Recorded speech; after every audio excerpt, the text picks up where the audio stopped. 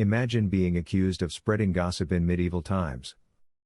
You might think the punishment would be a stern talking to or maybe a small fine. But no. They'd strap a metal mask to your face, complete with a pig's nose and donkey ears, and parade you through town. And that's one of the milder devices we'll discuss today. Welcome to a journey through history's most bizarre and terrifying punishment devices. I'm warning you now, what you're about to learn might keep you up at night, but I promise you'll never look at your kitchen tongs the same way again.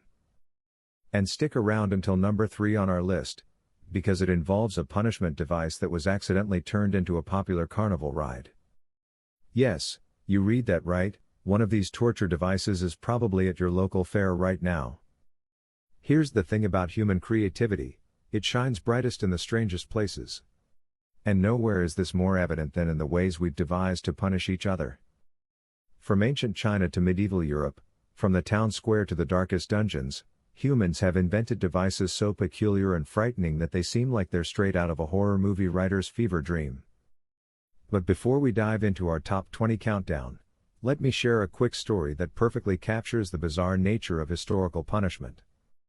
In 16th century Germany, a baker was caught selling underweight bread. His punishment? He was placed in a cage and dunked into a pool of dirty water every time someone walked by. The really weird part?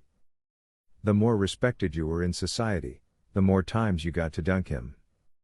It became such a popular spectacle that people would travel from neighboring towns just to participate. Number 20, the Branks, the Scold's Bridle. The Branks was essentially a metal cage that fit over the head, with a special addition, a metal plate that pressed down on the tongue. This wasn't just about physical discomfort, it was about silencing those deemed too outspoken, particularly women who were labeled as gossips or scolds. Imagine having your words literally trapped in your mouth, unable to speak, while being paraded through town. The Branks wasn't just a punishment device, it was a form of entertainment for the masses. Towns would often make special occasions out of the public humiliation, with crowds gathering to watch and mock the unfortunate wearer. Some versions of the Branks even came with bells attached, ensuring that everyone in town knew when a wrongdoer was approaching. The real kicker? Some towns took such pride in their Branks that they decorated them elaborately, turning instruments of punishment into works of art. Surviving examples can be found in various museums, some featuring intricate engravings and even witty inscriptions. It's like they were the Instagram filters of medieval punishment, making suffering more aesthetically pleasing. Number 19, the Rat Torture Cage. The rat torture cage might sound simple, but its psychological impact was devastating. Picture this, a large metal cage, about the size of a salad bowl, with one open end. Inside? A rat. The cage would be placed on the victim's abdomen and slowly heated from above. The rat, desperately seeking escape from the heat, would. Well, you can guess where this is going. This device was particularly favored during the Dutch revolt against Spain in the 16th century. Number 18, the breaking wheel, Catherine wheel. The breaking wheel was essentially a large wooden wheel with spokes. The victim would be tied to it, and their limbs would be methodically broken between the gaps. But here's the kicker, skilled executioners could keep victims alive for days, turning punishment into a grotesque form of street theater. These executions were actually scheduled entertainment. People would bring their families, pack picnics, and make a day of it. Think of it as medieval Netflix, but with significantly more screaming. Number 17, the Pear of Anguish. Despite its rather poetic name, this wasn't something you'd want to find in your fruit bowl. This pear-shaped metal device could be inserted into various orifices and then slowly expanded using a screw mechanism. It was often used on people accused of spreading heresy, engaging in homosexuality, or women accused of witchcraft. But here's where history gets really interesting, most of the surviving pears we have in museums today are actually fake. They were created in the 19th century to satisfy the Victorian fascination with medieval torture. Talk about fake news being older than we thought. Number 16, the Bronze Bull of Sicily, the Brazen Bull. This might be the most extra punishment device ever created. Picture a life-sized hollow bowl made of bronze. The condemned would be placed inside, and a fire would be lit beneath. The bull was designed with an acoustic mechanism in its head that converted the victim's screams into what sounded like the bellowing of an angry bull. The inventor, Parallos of Athens, was so proud of this feature that he bragged about it to Phalaris, the tyrant of Sicily. Phalaris, apparently not impressed with this macabre creativity, decided the inventor should test his own device. Parallos became the first victim of his own creation. Talk about a product demonstration gone wrong. Number 15, the Iron Mask of Shame. These weren't your standard Halloween masks, they were intricately designed to reflect specific crimes. A mask with a pig's face was for gluttons, massive ears for eavesdroppers, and long tongues for gossips. Some even came with working hinges that made the features move when the wearer spoke or ate.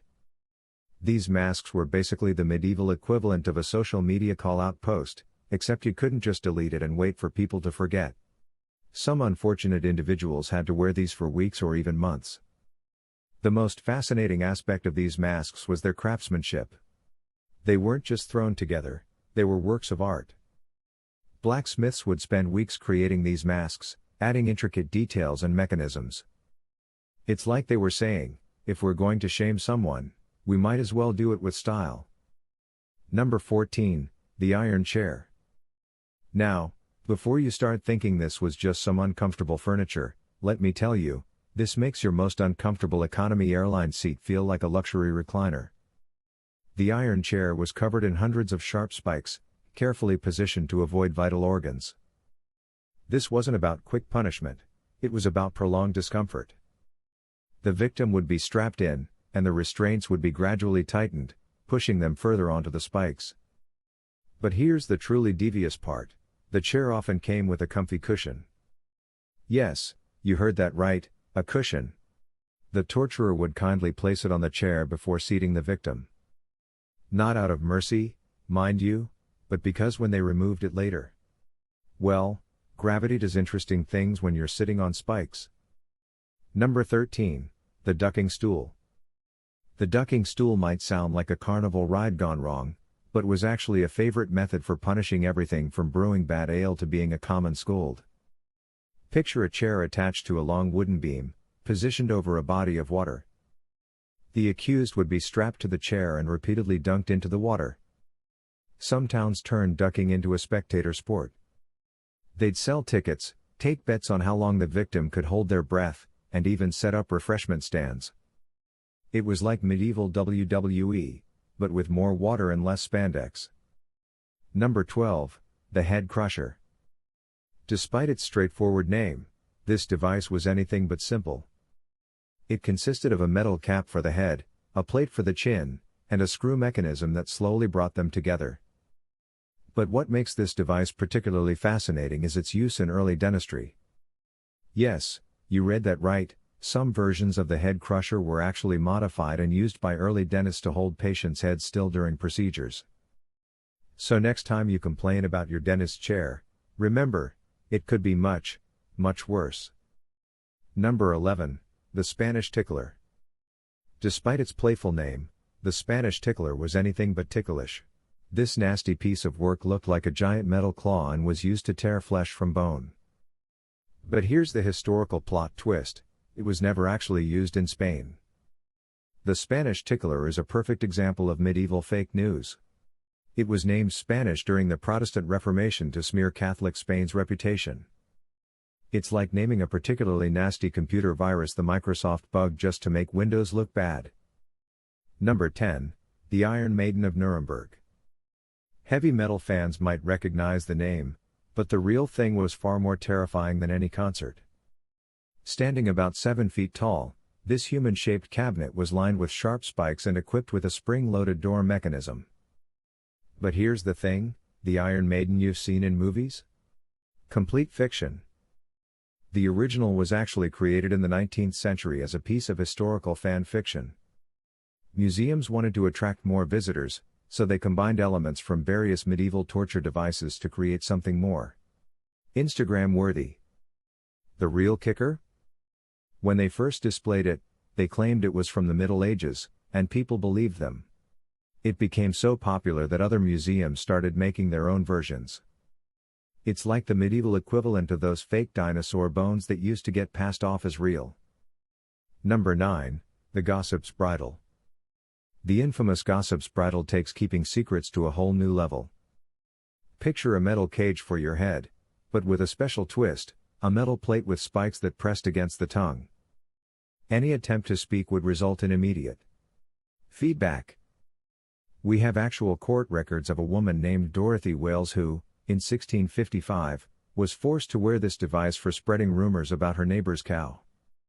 The real irony? The rumors turned out to be true. The cow was stealing vegetables from other gardens.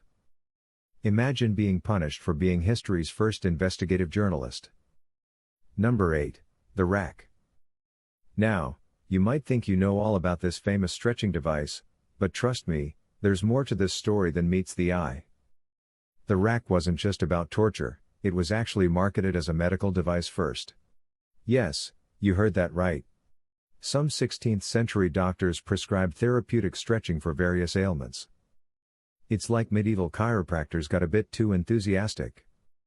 One physician even wrote that it could make you taller, technically true, just not in the way you'd want. Number 7, the heretic's fork. A two-pronged fork designed to be strapped between the chin and chest. Every time the wearer nodded off to sleep, the prongs would pierce their throat and chest. But here's the part history books don't tell you. It was originally designed as a tool to help scholars stay awake during long study sessions. Think of it as the medieval equivalent of drinking 8 espressos during an all-nighter. Except instead of a caffeine crash, you got, well, you get the idea. Number 6, the wooden horse, Spanish donkey. Despite its somewhat playful name, this triangular wooden board with weights attached to the victim's feet was anything but fun. However, there's a fascinating twist to this tale. In a bizarre turn of events, a modified version of this device was actually used in circus training during the 1800s. Yep, the same basic design helped create some of the world's first acrobats. Talk about career progression, from torture device to circus equipment. Number 5, the knee splitter. This nasty piece of work consisted of 2 spiked wooden blocks that would slowly close around the victim's knee. But here's the unexpected part, its design directly influenced the development of the first adjustable wrenches. A French toolmaker in the 1800s saw this device in a museum and thought, hey, if we remove the spikes and make it smaller, this could be really useful. And that's how one of the most common tools in your garage has a secret connection to medieval torture. Next time you're fixing a leaky pipe, remember, your adjustable wrench has a dark past. Number 4, the spinning wheel of torment. Remember when I mentioned a torture device that became a carnival ride? Well, buckle up, literally, because this is where our modern spinning carnival rides got their twisted inspiration. The spinning wheel was exactly what it sounds like, a large wheel that would spin victims at increasingly high speeds. The interesting part? Some carnival historian in the 1800s saw an illustration of this device and thought, you know what? If we remove the restraints and add some fancy lights, people might pay for this.